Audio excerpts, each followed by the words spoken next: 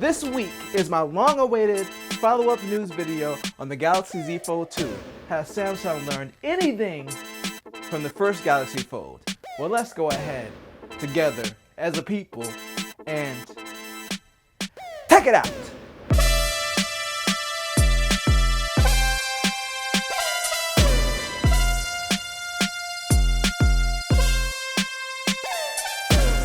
And welcome to another sensational Saturday.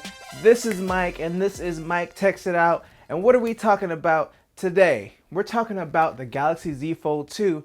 I decided to wait until after the September 1st event to talk about it, even though they officially announced it like a few weeks ago, almost a month ago. But I was like, you know what? I'm gonna wait until we get all the details and the official pricing. We can bring everything together. But the one thing I can confirm for you, yes, if you're watching this video, you are too broke to afford the Galaxy Fold 2, especially the Tom Brown edition. You are definitely too broke for that. If you watched the video when they talked about the Tom Brown edition and you were like, I'm wondering how much that costs, you are too broke to even have watched that part of the video. You should have skipped forward.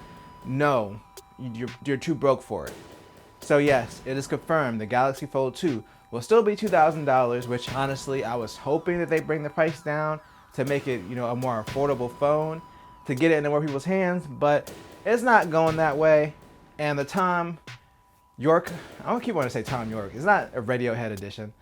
The Tom Brown edition is $32.99, but that comes with all kinds of decked out leather Gucci, rhinestone cases, a bunch of crazy stuff.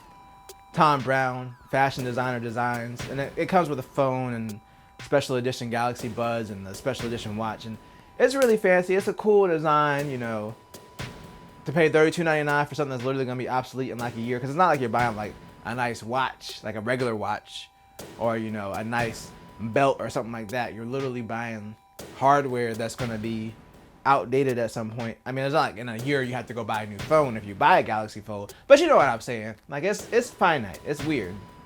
But people did buy that like $2,000 or $20,000 Apple Watch. So, to each his own. If you Tom Brown in it or Tom York in it or whichever Tom you're doing, more power to you.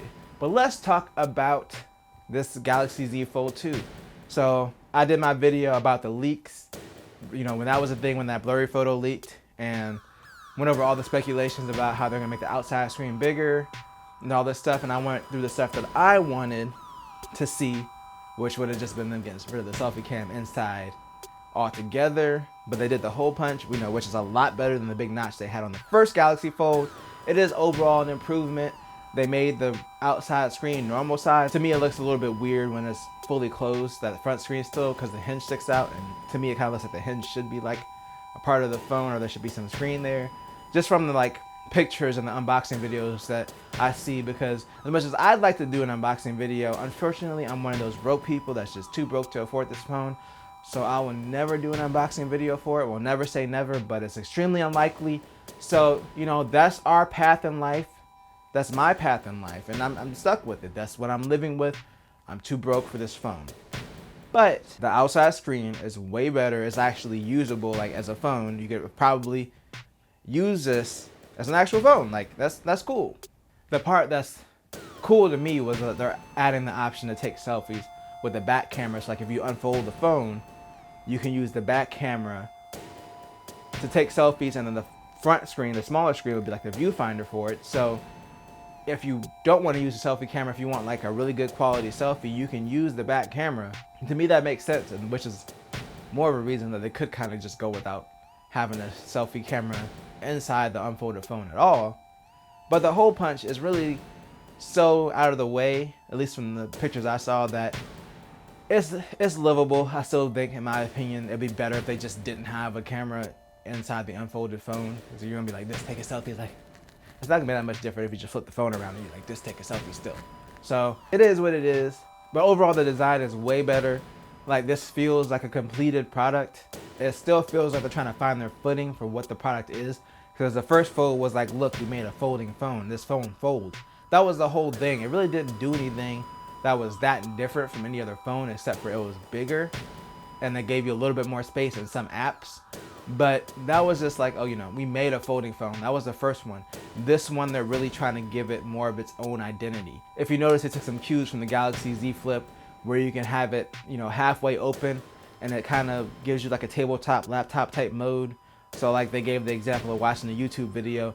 On the top half that's sitting up, you have the video. On the bottom half, you have like comments and the other stuff. Or taking a selfie, if you have it folded, or using the camera at all, then the top part can be the viewfinder, and then the bottom part is your camera controls. So stuff like that. Obviously they have to build that out, or the app developer has to build out that functionality, but at least they've gotten some partners on board to take advantage of it. And obviously they put in some work in on the operating system level to make it work. So that's really cool that they're trying to make this its own unique device. And I think that's why they changed the name to the Galaxy Z Fold, to try to make this its own unique line and give it an identity other than the fact that we made folding phones. So from a maturity standpoint, as far as software, they still have a while to go before they can really compel people like, oh, this is great to have, other than the fact that you have a really big screen. But they're definitely heading in the right direction and making this something unique, kind of like the Galaxy Note used to be before they just were like, whatever, we're just gonna, it's the one with the pen. It's the big one with the pen. The big one without the pen is the S Ultra. The big one with the pen is the Note.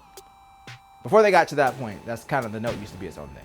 One other thing I thought was kind of cool was the fact that in the Office app, you could have like PowerPoint and Excel open, the example they gave, and like copy and paste between both apps and side by side. It has like the iPad style multitasking.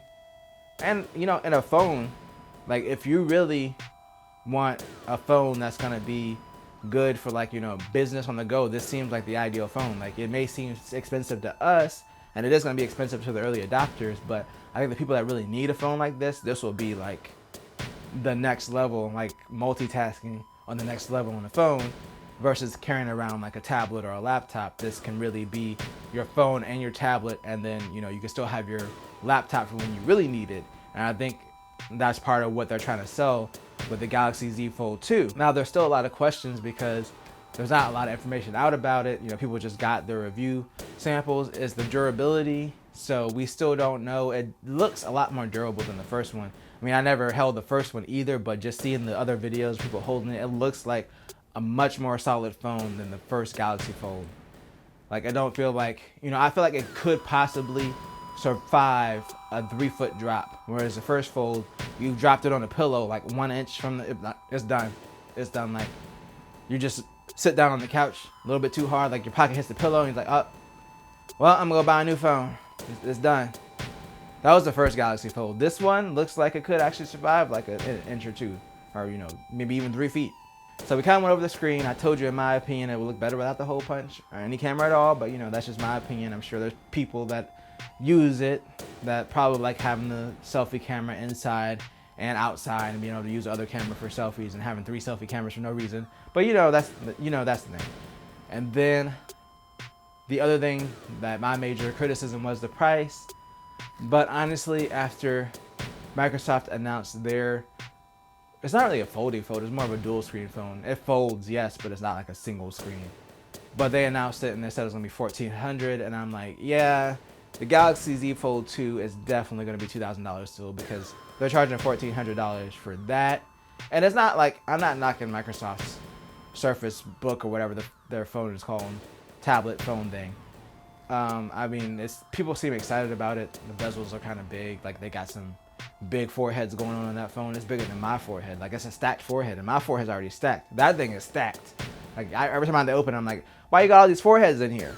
That's my impression of the Microsoft phone. But when I saw they were charging $1,400 for that, and that's nowhere near as elegant as a Galaxy Fold, I was like, yeah, Samsung is still gonna hold strong on their price.